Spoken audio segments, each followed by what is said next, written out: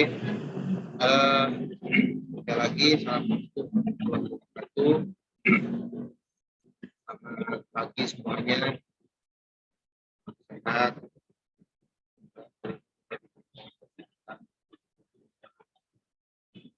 Sampai terpapar COVID. Saya diminta untuk menempuh mata kuliah kelas kemahiran hukum pidana. Etika kemahiran hukum perdata. Nah, dari itu saya salah ngomong karena memang pada dasarnya saya memang orang pidana, bukan perdata.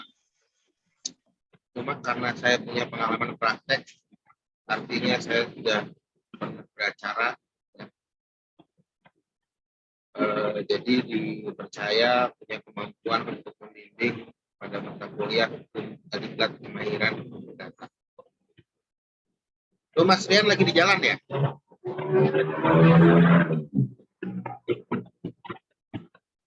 Iya Pak, lagi mau ke kantor. Oh kerja. Iya Pak, kerja saya Pak. Oh ya wis, kecualian kalau gitu. Ya. Maaf ya Pak. Mohon maaf buat yang lain itu kecualian satu ya. Kita lagi kerja. Oke, diklat kemahiran perdata ini merupakan kelanjutan dari mata kuliah hukum acara perdata. Sehingga pengetahuan mengenai hukum acara perdatanya harus valid, ya, harus mumpuni, supaya pada perkuliahan ini saya tidak mengulang-ulang hukum acara perdata. Walaupun nanti pada perjalanannya pasti akan mengulang sedikit, karena berkaitan dengan sesi tanya jawab atau diskusi, ya nggak mau pasti ada ulang. Nah, selain itu, diklat kemahiran perdata itu sangat juga berkaitan dengan pengetahuan Anda terhadap hukum perdata material, ya, berkaitan dengan perbuatan melawan hukum, berkaitan dengan perbuatan melawan prestasi. Kalau Anda kurang mampu memahami apa itu perbuatan melawan hukum atau PMH, kurang mampu memahami wan prestasi, hampir bisa diyakini bahwa mata kuliah ini Anda tidak akan sepenuhnya sukses karena basicnya kurang. Tapi itu tidak jadi patokan bagi saya, karena yang menjadi patokan bagi saya adalah keaktifan Anda. Nah, kebetulan tahun ini kan memang ada perubahan dari metode pembelajaran.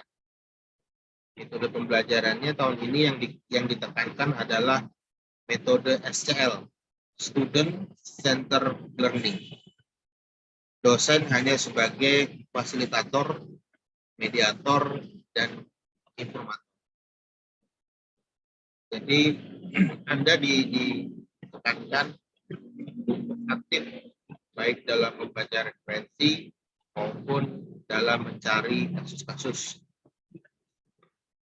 Hanya saja dalam hal ini saya yang menyediakan kasus. Ya, jadi Anda dipaksa untuk membaca kasus, membaca dokumen, dan juga membaca buku yang berkaitan.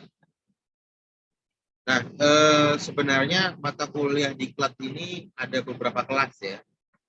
Kelas yang lainnya itu diampu oleh Pak Wibisono Widoyo, senior di diklat ini. Dia adalah koordinator dari mata kuliah diklat kemahiran perdata. Kalau ditanya apakah saya punya RPS-nya, RPS itu rencana pembelajaran semester ya, punya RPS dari mata kuliah ini, saya jawab saya punya. Tapi kalau ditanya apakah saya setuju tidak dengan RPS-nya, saya jawab saya tidak setuju. Kenapa? Karena dalam RPS itu Anda dididik sebagai administrator.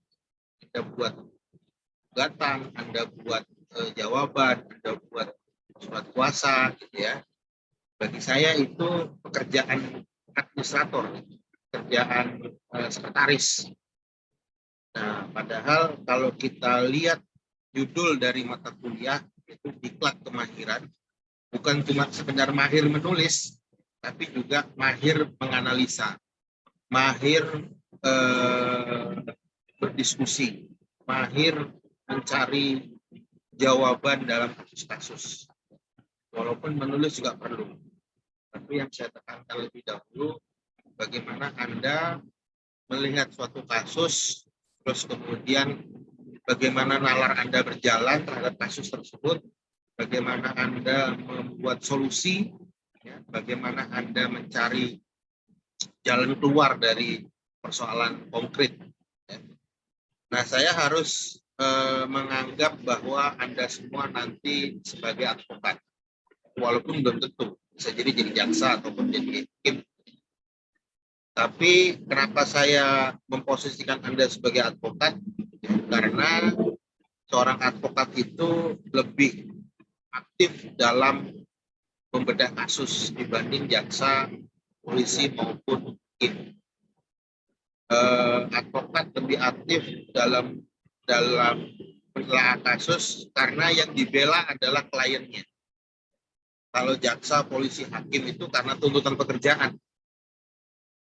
Jadi mereka menang atau kalah tetap aja gajian. Tapi kalau advokat itu orientasinya harus menang. Karena apa? Karena caranya Anda membedah kasus, caranya Anda mencari kesimpulan, membuat penyelesaian persoalan, itu merupakan marketing. Dalam dunia advokat tidak ada marketing itu bikin iklan di TV. Nggak boleh. Etika profesi advokat melarang itu. Tidak ada bikin pelang papan nama besar-besar itu nggak boleh. Karena ada larangan di etika advokat. Nah, bagaimana advokat itu marketingnya? Marketingnya adalah kita membedah kasus dengan baik, dengan benar, sehingga klien puas. Kalau klien puas, dia akan rekomendasi itu. Oh, itu ke Pak Rocky aja. Orangnya lebih akomodatif, misalnya lebih bisa diajak ngobrol, ya. Solusinya bagus. Ya. Itu marketingnya kita advokat. Nah, jadi saya hendak memposisikan Anda sebagai advokat. Nah, mindset Anda sekarang harus Anda ini advokat. Yang Anda bela adalah klien. Ya. Nah,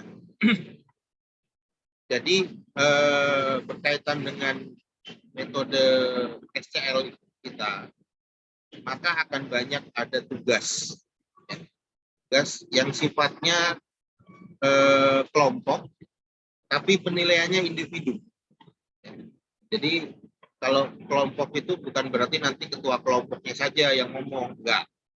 Misalnya kelompok ada 3 orang, ada nilai kelompok, ada nilai individu. Tetap saya tes satu-satu. Bagaimana pemecahan masalahnya. Misalnya begini, kelompok 1, ketuanya misalnya Mbak Betari. Saya tanya, apa solusinya?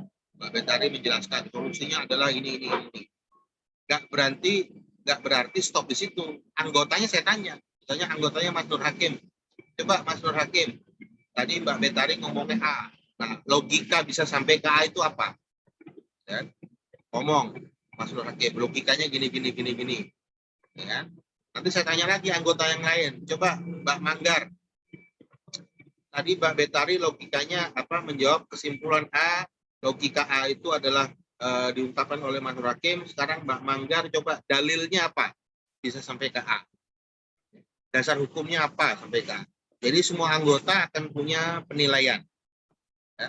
Jadi kalau anggota yang nggak kerja, yang nggak meneliti kasus, itu akan kelihatan dari cara menjawab. Nah, sehingga karena bebannya banyak di tugas, jadi nanti komposisi penilaian itu saya membuat komposisi tugas paling besar, ya, 50%. Tugas itu 50%. Kalau biasanya kan dulu enggak tuh, paling tugas 15%, 20% enggak. Tapi karena tugas yang paling banyak, maka komposisi tugas 50%.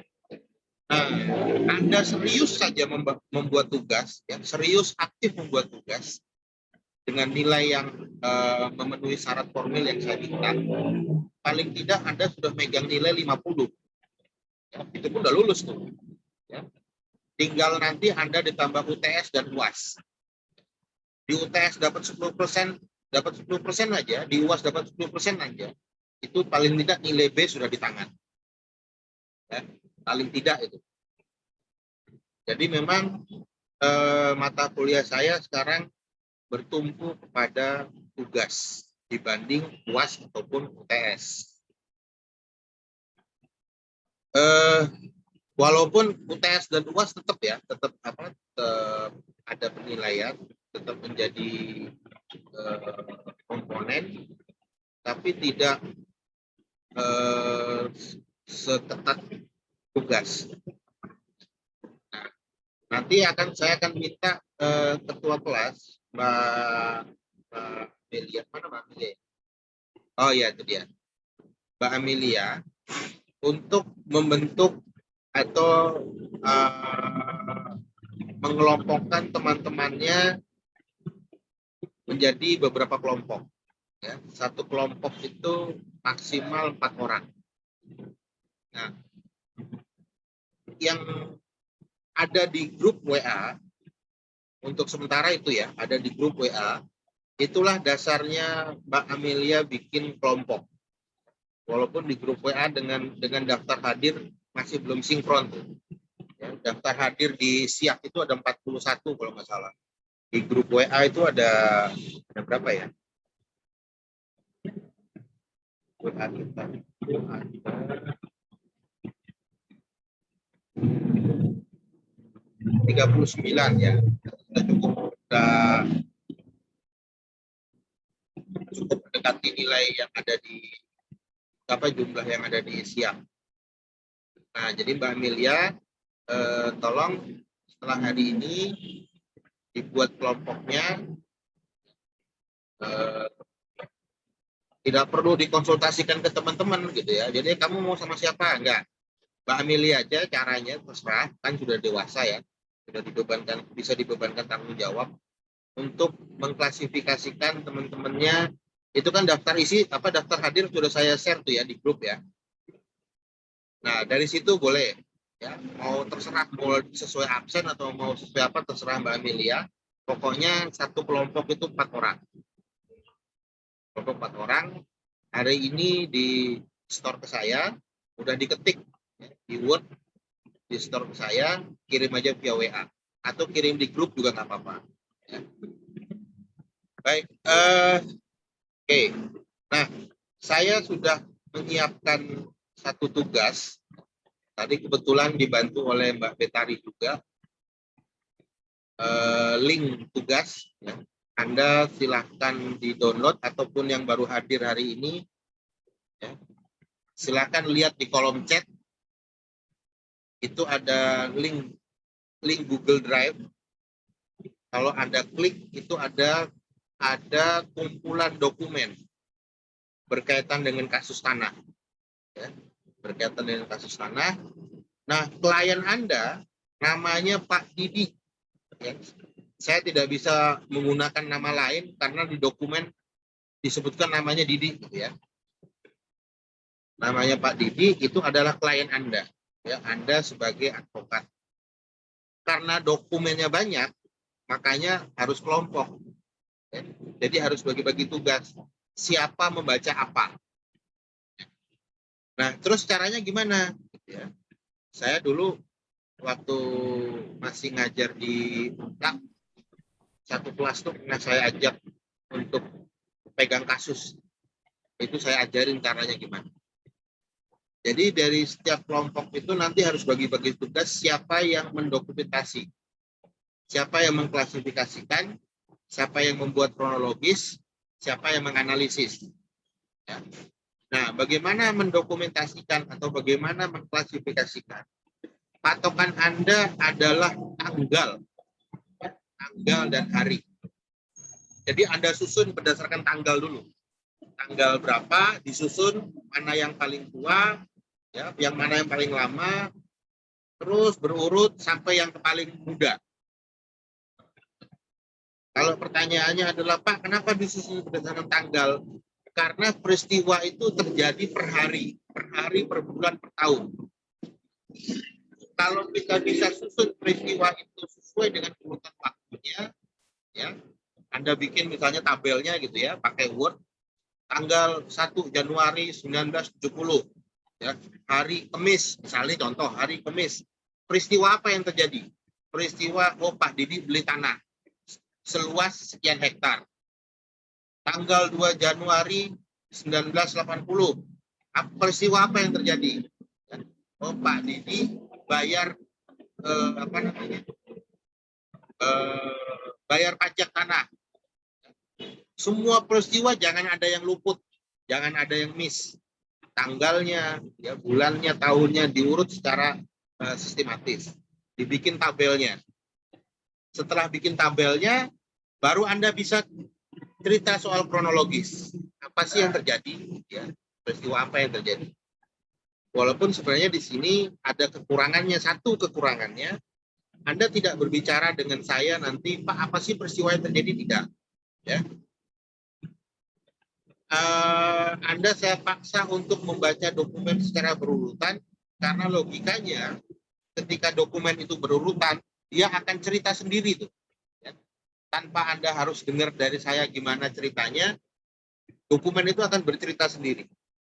Oh, peristiwa ini yang terjadi, peristiwa ini terjadi. Nah, Anda diminta untuk melakukan sistematisasi, melakukan klasifikasi terhadap dokumen-dokumen tersebut. Nah, itu per kelompok, ya, tugasnya. Nanti video rekaman ini nanti saya share lagi, ya. Jadi teman-teman yang hari ini tidak hadir itu tetap bisa tahu tugasnya, tetap bisa tahu apa yang dikerjakan, sehingga tidak ada alasan untuk minggu depan tidak bisa menjawab.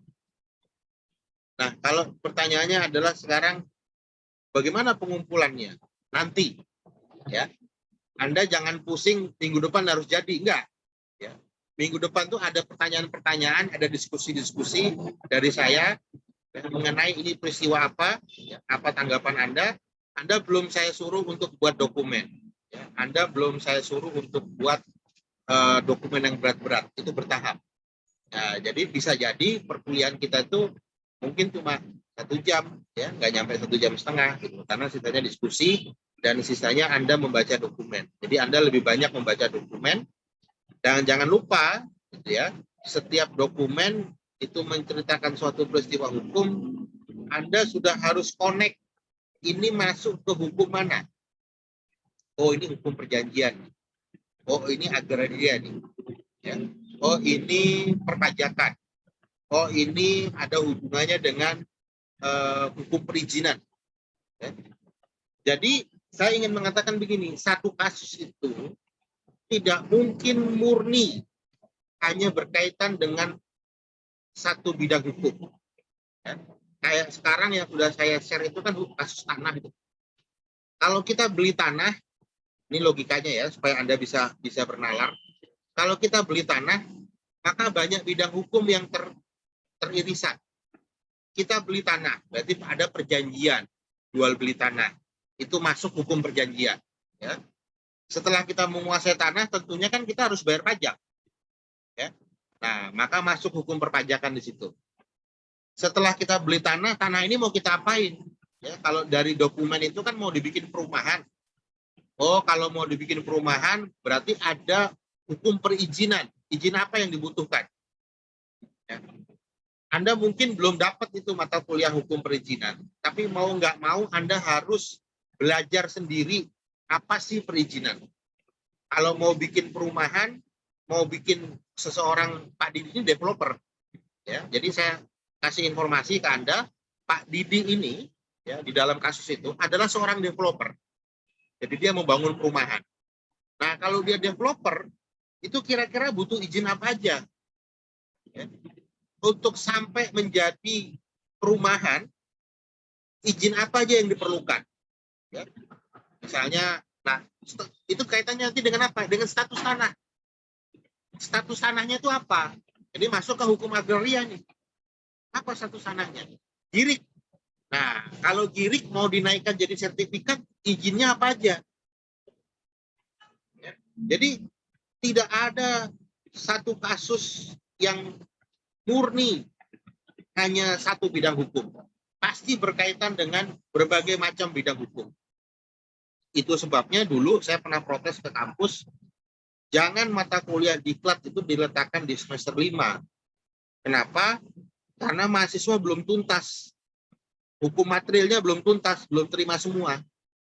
Nah, kemarin ada perubahan kurikulum, saya lihat diklat sudah ditaruh di semester 7 itu kalau nggak salah. Nah, itu baru pas itu. Nah, yang sekarang ini saya nggak tahu Anda semester berapa ya, saya nggak cek lagi. Tapi di sini saya sudah wanti-wanti ya, kasusnya Pak Didi ini dalam bidang hukum perdata itu juga berkaitan dengan bidang hukum publik karena ada masalah perizinan. Nah, ada perlu klarifikasi lagi, perlu klasifikasi lagi. Pak Didi ini sudah punya izin apa aja nih? Diurut apa aja izin yang dia punya. Ya. Nah, nanti Anda cek ke buku-buku teori. Dari girik mau jadi sertifikat, kalau dia developer berarti sertifikatnya apa nih? Hak milik atau hak guna usaha. Ya. Nah, kalau dia hak guna usaha, dibutuhkan persyaratan formilnya apa saja. Nah, itu sebabnya bagi-bagi tugas. Nggak bisa satu orang mengerjakan semua. Ya. Saya pun waktu megang perkara ini, saya nggak sendiri. Saya dibantu oleh teman dan beberapa mahasiswa saya waktu itu. Ya, untuk meneliti berkas-berkasnya. Jadi dari sini kan sebenarnya saya ingin mengatakan gini, advokat itu nggak bisa jalan sendiri. Minimal tuh berdua. Minimal tuh berdua. Ya. Karena tadi begitu kompleksnya permasalahan ini, ya.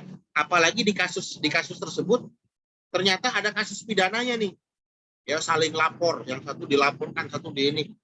Anda jangan memisah-misahkan, Pak ini kan mata kuliah diklat kemahiran perdata, kok ada pidananya? Enggak, Anda ini advokat sekarang. Ya. Di dalam persoalan hukum itu selain perkara perdata biasanya muncul perkara pidananya. Nah, Anda lihat dokumen pidananya apa saja yang muncul. Makanya tadi waktu Anda bikin tabel tentang dokumen apa aja, jangan ada yang dibuang satupun. Oh, ini masalah pidana, nggak usah masuk. Ini masalah ini, masukin semua. Apa yang terjadi? Peristiwa apa yang terjadi? Kebetulan di situ ada masih ada kronologis yang saya buat, ya, sisa dari kasus kemarin. Itu jangan jadi patokan. Kenapa? Karena bisa jadi saya salah. Pemikiran satu orang nggak sama dengan pemikiran satu kelompok. Bisa jadi saya salah. Bahwa kronologis yang ada dalam Google Drive itu ada, bisa jadi itu digunakan Anda untuk membangun mindset. Kan gini, advokat itu ketika ada kasus, ya, Pak, saya punya kasus, Pak, kasusnya PMH. Advokat tuh nggak pernah mengatakan, oh ya, saya tanganin. Nggak pernah. Pasti dia akan ngomong, ceritanya bagaimana, apa yang terjadi, coba cerita dulu. Itu pasti. Ya. Nah, kronologis yang ada di dalam dokumen Google Drive itu, Anda gunakan untuk membangun asumsi. Ya. Anda gunakan untuk membangun asumsi, Anda gunakan untuk membangun praduga. Oh, yang terjadi itu ini sebenarnya. Ya. Tapi itu lagi-lagi saya katakan jangan dijadikan patokan. Saya kepingin Anda membangun asumsi sendiri. Ya. Saya kepingin Anda membangun pola pikir sendiri. Kalau salah gimana, Pak? Tidak masalah. Saya selalu katakan ada Mbak Legina nih. Nah, ada tuh. Mbak Legina itu sering saya ngomong, ya. Saya selalu katakan mahasiswa itu tempatnya salah. Jadi jangan takut salah. Ya. Kalau mahasiswa tempatnya benar, Anda tukeran posisi, Anda yang ngajar, saya yang jadi mahasiswa. Jadi mahasiswa itu tempatnya salah, jangan takut salah. Yang penting satu kelompok kompak. Kita mau mengatakan ini kasus apa? Oh, kasus PMH. Satu kelompok sama harus jawabannya. Jangan sampai nanti ada yang one prestasi, ada yang PMA, nggak kompak. Itu kalau jadi advokat kliennya bingung gitu. Ini mana yang benar jawabannya nih? Ya. Nah, jadi dokumen itu dipelajari baik-baik ya. Minggu depan belum tentu kita mulai kuliah. Kita masuk dulu, saya akan bertanya udah sejauh mana ya. Masing-masing kasih report. Nanti kalau memang belum sempat waktunya, sudah kita pending lagi. Saya nggak akan bertanya, nggak akan diskusi karena ternyata belum tuntas. Yang penting ada reportnya. Ya. Kelompok 1, apa yang sudah dikerjakan?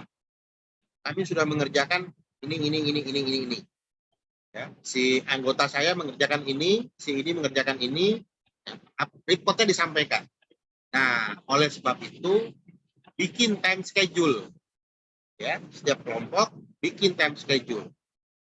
Tujuannya apa? Supaya jelas Mbak Betari ngerjain apa, Mas Nur Hakim ngerjain apa, Mbak Manggar ngerjain apa, Mbak Sela ngerjain apa, itu jelas. Ada job desk-nya. Dalam dunia praktek seperti itu. Supaya apa? Jangan terjadi tuduh-tuduhan. Ah, itu kan tugasmu, tugasmu kan ini, gitu kan?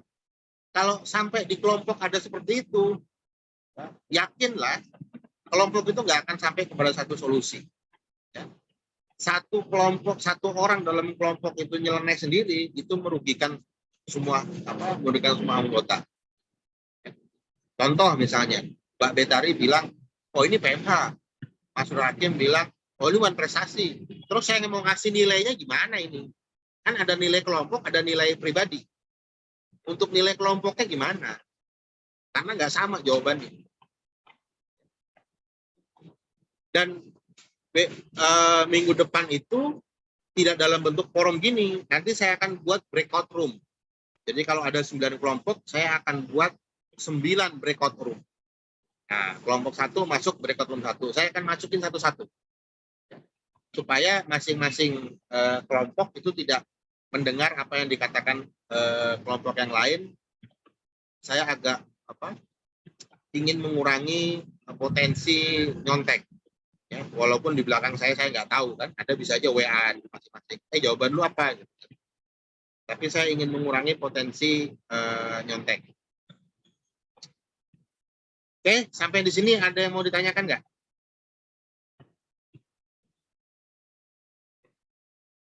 Jangan malu-malu ya untuk bertanya. Anda mau tanya di sini boleh, nanti dalam perjalanan misalnya nanya di WA group boleh. Kalau bisa jangan japri. Kenapa? Karena supaya yang lain tuh tahu kalau ada permasalahan.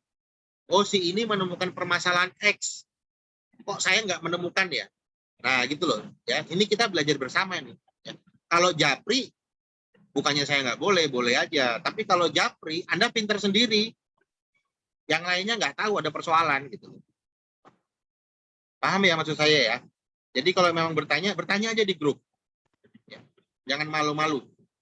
Nggak usah takut salah bertanyanya. Nah, tapi kalau ada yang mau bertanya di sini boleh. Ada yang ingin penjelasan lebih jauh nggak? Apa yang belum jelas? Silakan, saya kasih kesempatan.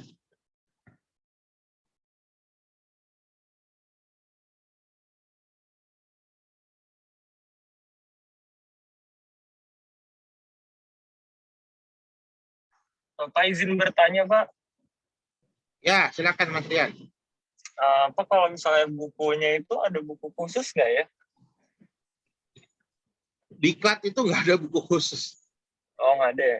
Ya, tapi kalau Anda mau beli bukunya Pak Oni, silakan. Pak Oni itu punya buku ajar tentang diklat, tapi isinya adalah bagaimana cara membuat dokumen.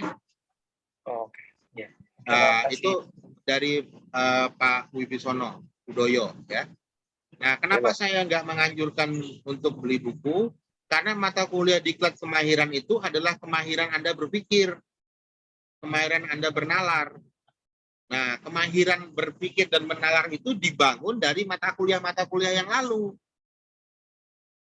Kalau mata kuliah yang lalu itu Anda jeblok, ya pasti di sini jeblok.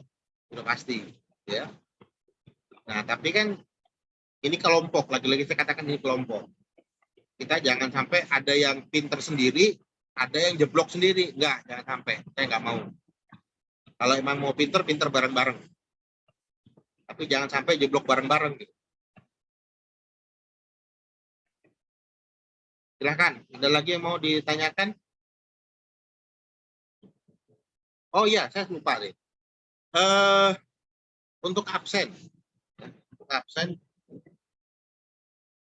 bagi yang tidak hadir dalam satu perkuliahan, tolong ngomong di grup, Pak, saya nggak hadir karena ini, ya. Saya tidak perlu mengecek apakah alasannya itu benar atau nggak perlu. Bagi saya, Anda izin di grup dan saya hitung hadir, ya.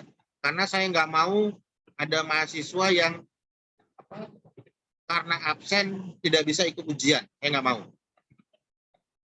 Tapi asal ngomong aja, ya, Pak, saya izin karena nganter ibu ke pasar, gitu kan. Ya sudah, saya hitung hadir gitu. Nggak saya hitung izin, nggak saya hitung absen, tapi saya hitung hadir. Nah, kalau saya lupa, saya orangnya agak pelupa nih, Mbak Legina tahu banget kalau saya pelupa. Saya pelupanya agak parah gitu ya. Jadi tugasnya ketua kelas tuh ngingetin, Pak, sing ini nggak masuk loh Pak, gitu. Karena sakit atau karena nganterin ibunya. Jadi saya bisa klik hadir di dalam siang.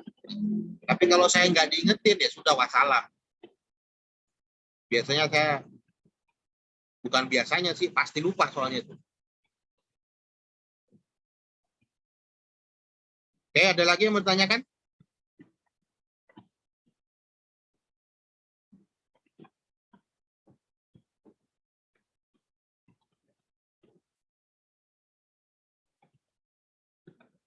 Nggak ada?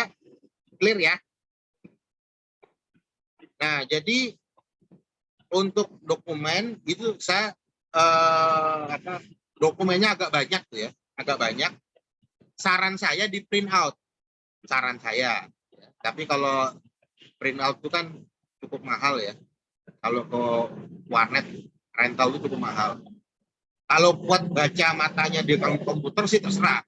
Tapi kalau nggak kuat silakan di print out.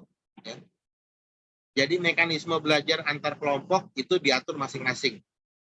Gimana mekanismenya? Yang jelas tadi saya minta ya tabel kronologis per hari, per tanggal, per jam kalau perlu, peristiwanya apa, ya, peristiwa hukum yang terjadi apa, pelaku misalnya gini, peristiwa hukumnya Pak Didi beli tanah, ya. Nah, pelakunya siapa? Pelakunya berarti Pak Didi sebagai pembeli dan penjual. Penjualnya siapa? Ya, itu namanya pelakunya. Sehingga kita tahu nanti di akhir pada saat kita mau buat gugatan, kita tahu nih siapa yang mau kita gugat. Makanya saya ajarkan dari sekarang bagaimana memisahkan masing-masing permasalahan. Oke? Udah clear ya? Ada yang masih ganjel nggak? Ngomong aja, sekecil apapun ganjel ngomong aja.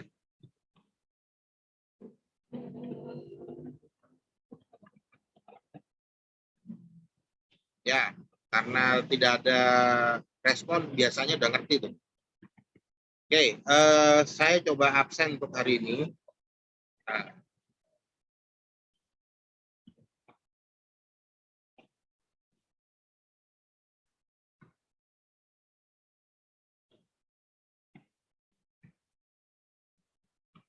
udah kelihatan? Udah ya? Kelihatan, Pak. Ya, oke. Muhammad Rizky Mutakin, tolong bersuara. Muhammad Rizky Mutakin? Nggak ada. Geraldo Ananda. Ada nggak Geraldo Ananda?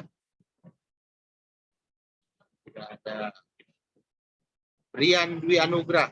Dari Pak. Oke. Muhammad Dewantara. Muhammad Dewantara? Oke, nggak ada. Nasir Badr. Ini nama ini berulang-ulang saya sering ketemu namanya. Ada nggak orangnya? Ada ya. Rizky Fauzan. Rizky Fauzan? Nggak ada. Regina ini ada. Christian Brian. Hadir, Pak. Kristina ya? Kristina. Iya, Pak. Sela Ayu. Hadir, Pak. Oke, Muhammad Riansah Rusdi.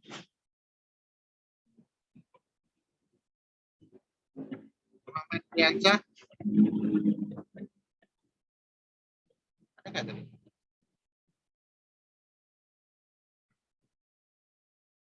Muhammad Riansah nggak ada?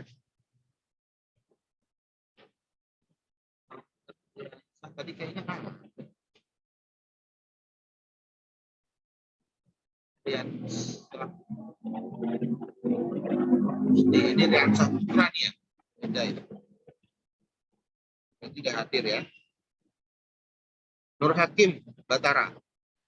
Hadir, Pak. Manggar Diardini. Ada tadi. Alsia Putri. Hadir, Pak. Gayatri Sakifah. Hadir, Pak. Dewi Indah. Hadir, Pak. Dwi Indah, sorry. Dwi Indah. Hadir, Pak. Clara Amelia. Hadir, Pak. Muhammad Fajar. Moh Fajar. Haji Winata. Ada, Pak. Yunandi. Permana. Hadir, Pak. Rifki Fabian. Hadir, Pak. Yudhistira. Yudhistira. Ada Yudhistira? Nggak ada ya? Siti Aulia. Hadir, Pak. Betari. Ada. Hadir, Pak. Siva Ardelia. Hadir, Pak. Erlina Widiawati. Hadir, Pak. Muhammad Rian Saputra. Oke, ini ada ya. Hadir, Pak. Mutiara Salsa. Hadir, Pak. Dara Irmadela. Hadir, Pak. Amelia Fitri. Oke, kelas. Hadir, Pak. Rahmat Istiana. Hadir, Pak. Safwa Anggi. Hadir, Pak. Anissa Asad. Hadir, Pak. Bapak Clara hadir, Pak. Clara Natasha. Ya, Clara itu, Natasha Yogia. Ini. Iya, Pak. Yang ini ya? Iya, Pak. Oke. Anissa Asad. Hadir, Pak. Indra Ma. Hadir, Pak. Oke. Bisma Putra. Hadir, Pak. Bunga Muci. Hadir, Pak. Muhammad Kembali. Hadir, Pak. Sabila Rusdina. Hadir, Pak. Nadia Jalfa. Nadia Jalfa. Hadir ya. Dinda Nataya. Hadir, Pak. Dava Pratama. Hadir, Pak. Santi Rosiana. Hadir, Pak. Oke. Kalau hadir semua, simpel.